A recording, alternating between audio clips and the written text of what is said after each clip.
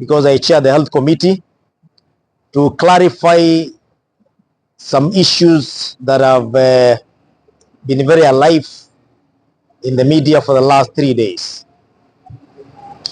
For the last 3 days, we have seen a deliberate attempt by KEMSA, the national government and their proponents, to try and paint the counties as having been unable to meet their debt obligation as far as drug supply are concerned in KEMSA. Allow me to state the following facts. For one, the counties usually pay their debts to KEMSA depending on the age of the debt. And it's also important to note that there is no county that usually buys from KEMSA upfront. It's always a debt, and therefore there's nothing wrong with having a debt. The problem is when the debt accumulates beyond the 90 days. On the issue of the debts that have accumulated beyond the 90 days, allow me to state the following. One, the national government through Treasury owes the 47 counties a total of just above 100 billion up to the end of the financial year, which is just a few days to the end of the financial year. And therefore, most of the counties have paid their salaries. They have met their basic obligations in the counties, including the daily utility bills.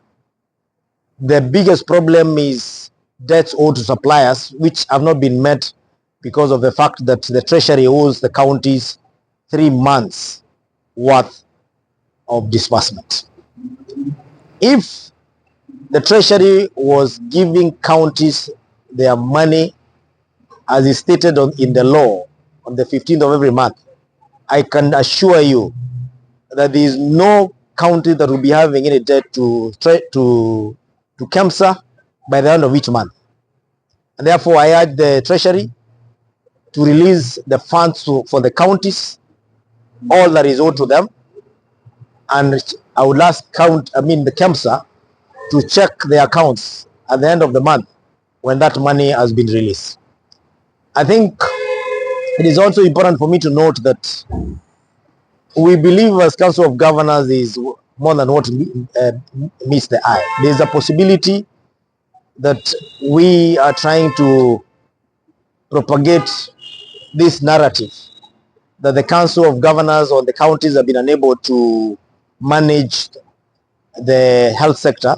I think when I look at the way the argument is being pushed, and I may not necessarily have to say by who, I think there is a deliberate effort to taint counties as being unable to run the health sector, and therefore the push to bring it back to the national government.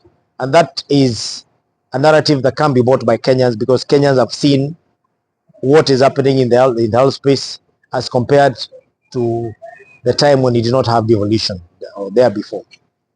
I know in my county, I'm said to be owing the much I owe, but once I get my full disbursement, I will not be having any debts owed to KEMSA. And I want to say the Council of Governors and the counties have done very well as far as that is concerned. And we cannot be measured by just this one fact of debts to the KEMSA, which is necessitated by delay of disbursement. On the other hand, the national government had promised to give monies or capitalize KEMSA to the tune of 2 billion. And that was about 6 months ago. That money was taken off the budget that was supposed to be for MES equipments. To date, KEMSA has not received that money. And therefore, even KEMSA itself is struggling. So even when you look at the 3 billion that is said to be owed by the Council of Governors or the counties, let the national government also give the KEMSA the 2 billion so that it will be able to meet the order defer rates that is supposed to be over 70% to ensure that counties have everything that they order from KEMSA. At the moment, It's not everything that you order from KEMSA that is available. And therefore, counties could be having debt also for other entities outside beyond KEMSA that are supplying drugs, or they may have even have paid them. And therefore, it is not only KEMSA that is a source of drugs for the county governments. KEMSA allows counties to have a debt up to 90 days, and that is 3 months.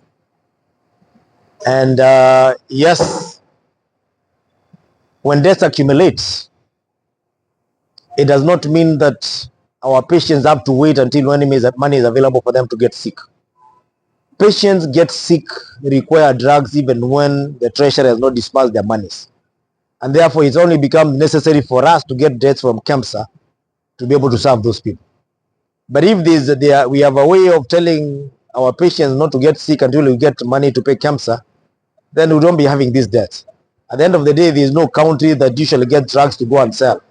All the drugs that are usually taken from KEMSA are usually used in treating our patients. So the issue of arrears, the issue of debts is necessitated by the fact that our patients have been treated up to date. Even as we speak right now, they are demanding for drugs and they have 3 months arrears of disbursement from the treasury.